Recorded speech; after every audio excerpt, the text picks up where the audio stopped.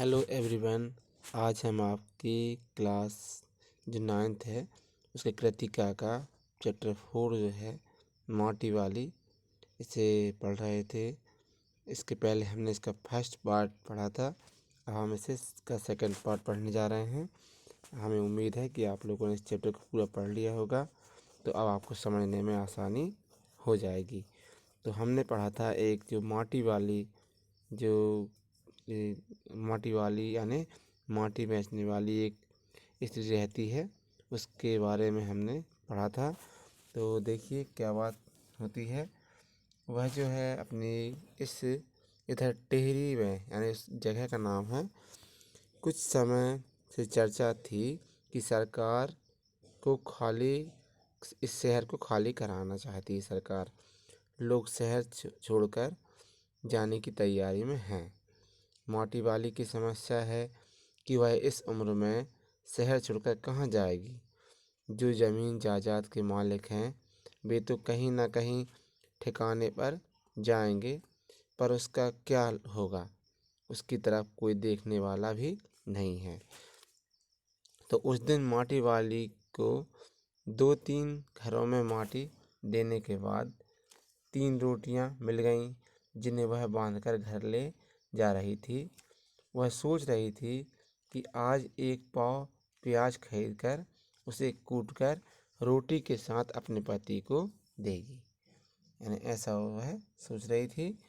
घर पहुंचने पर उसकी आहट से जब बुढ़े ने उसकी ओर ना देखा, यानी जब वो रोज़ घर जाती थी और जैसे ही उसकी आवाज़ सुनाई देती थी, आहट सुनाई देती थी, तो वह उसका जो कहना चाहिए उसका पति जो था वह उसको देखने लगता था। तो आज उसने उसकी आहट सुन के उसको ना देखा तो वह चौंक गई।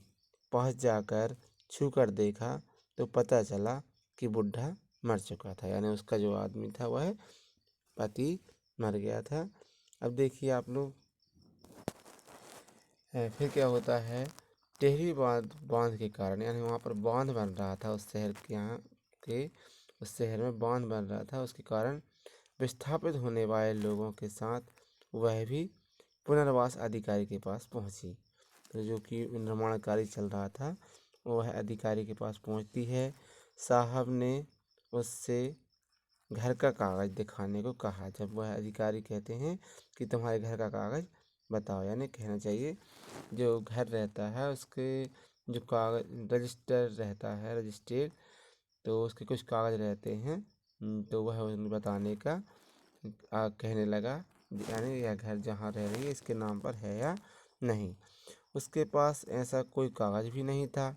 आजीवन माटा खान से मिट्टी खोद कर बेचने वाली के पास घर का प्रमाण पत्र कहाँ से होता। माटा खान यानी माटा खान का मतलब है माटी की खदान।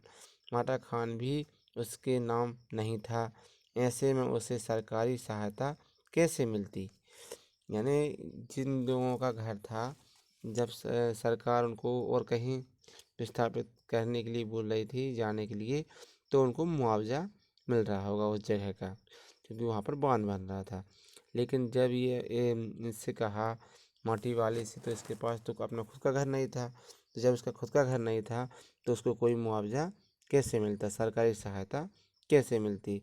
कुछ समय बाद टिहरी बांध की 2 सुरंगों को बंद कर दिया गया, यानी 2 सुरंग थी उसमें उनको बंद कर दिया गया। टिहरी शहर में पानी भरने लगा और पूरे शहर में भागदड़ मच गई। लोग अपने अपने घर छोड़कर भाग रहे थे। निचली जमीन पर बने शमशान डूबते जा रहे थे। मानसिक रूप से जो था, मानसिक विक्षिप्ति माटी वाली, यानी बहुत दुखी थी माटी वाली। आने जाने वाले हर व्यक्ति से एक ही बात कहती, गरीब आदमी का शमशान नहीं उजड़ना चाहिए। तो वो कहती थी यह जो है हम गरीब हैं और हम अपना जीवन यापन यहीं पर करते हैं माटी बेचकर, तो हमारा जो है कहना चाहिए शमशान जो नहीं उजड़ना चाहिए। झोपड़ी के बाहर बैठी हुई वह ऐसी बातें सोच रही थी। तो ये है आपकी माटी वाली।